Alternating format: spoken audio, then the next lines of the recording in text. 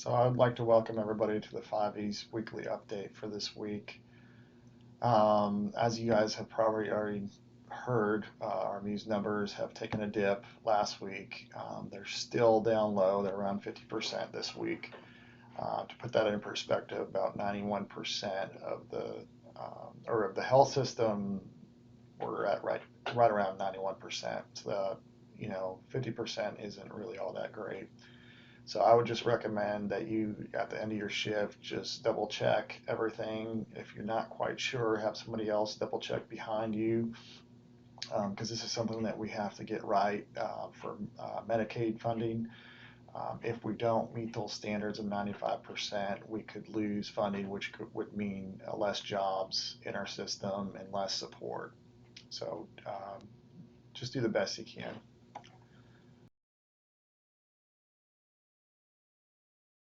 So some good news that I want to share with you guys is that our patient experience numbers have improved. They're getting much better.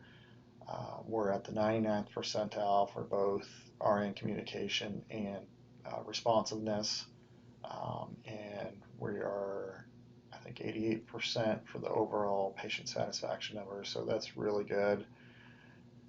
I think we're doing a good job with bedside rounding, intentional rounding.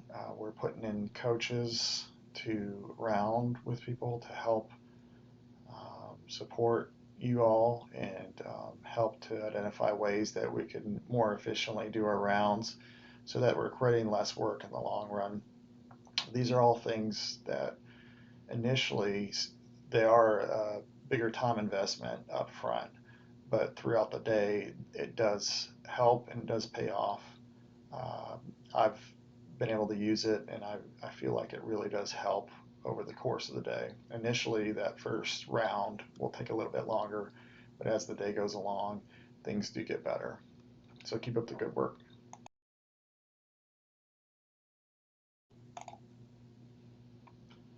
So we had two new employees that started last week. Kristen Langley is an LPN who will be working the day shift. Marilyn Prasad is a travel nurse who will be working night shifts. We have two new employees that are starting this week. We have Katie Parrish, who is an RN, who will be working 3 days a week, 7 a.m. to 7 p.m. Zanaisha Dawson is a nurse tech who will be working night shifts. We'd also like to recognize some birthdays that are coming up. Today, the 18th, it's Quintus Hall's birthday, so we'd like to say happy birthday. Catherine Stroop had a birthday yesterday. Shanetta Witherspoon's birthday is coming up on the 21st. And Crystal Parker's on the 22nd. And also happy Father's Day to all the papas. Recently, we have had an increased amount of psych patients that we have had to take care of. This has sparked a lot of questions from people that do not have experience with psych patients. So I thought I would share some things. So one major thing with psych patients is that you as the caregiver, it is important to set boundaries. Now when I say set boundaries, there's a good way and a bad way of doing that. I like to generally start by creating a trusting environment where I acknowledge the patient's concerns and go over all the ways that I can help them, as well as talk to them about the stuff that they are free to do. This basically lets them know where they are free to go or allowed to go to. Next, however, you have to set the boundaries and let them know what they're not able to do and why they aren't able to do it. So it's important to draw lines and highlight what you are allowed to let them do and not allowed to let them do. If you get pushback, sometimes it is helpful to circle back and just re-highlight what you had just talked about. It is okay to give a good explanation over and over again. This is a good way to set boundaries. If you waver and give a different reason every time they ask again, they will continue to push the boundaries. The other thing is to be consistent with the boundaries that you set. And the final thing is don't set unnecessary boundaries. Sometimes it is easy to get in the habit of setting as many boundaries as possible, so I would say try to not set unnecessary boundaries.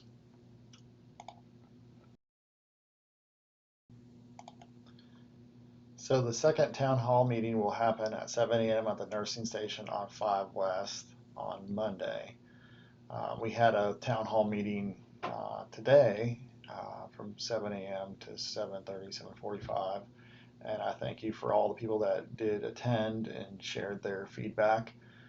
This is an opportunity for you to share what you feel like will make the unit better and where you need support. Some of the questions that we'll be going over is, what do you think we do well? Or what makes this unit great? Another thing we'll be talking about is, what would you change? This is a big thing to really voice what you think would help the unit out the best. Is it improving staffing support? Is it um, doing things to help teamwork? And when we do have new team members, how are we welcoming them to the unit? Are we making them feel welcome? What are some ways that we could make them feel more welcome on our unit? And the other question is, what would you tell someone who was coming to work on this unit? Would you tell them about how hard it is to work, or would you tell about how we work together as a team? What are the things that you would share with them? Please share this feedback, because this is something that we need to work on so that we can retain the staff that we have, because we really want to keep you all, and we want to keep the team we have, because I think we have a great team. Even if this is stuff that you don't think will make a difference, you never know. There's always something that we can all get behind that can make a difference. So please share this all with us. Thank you.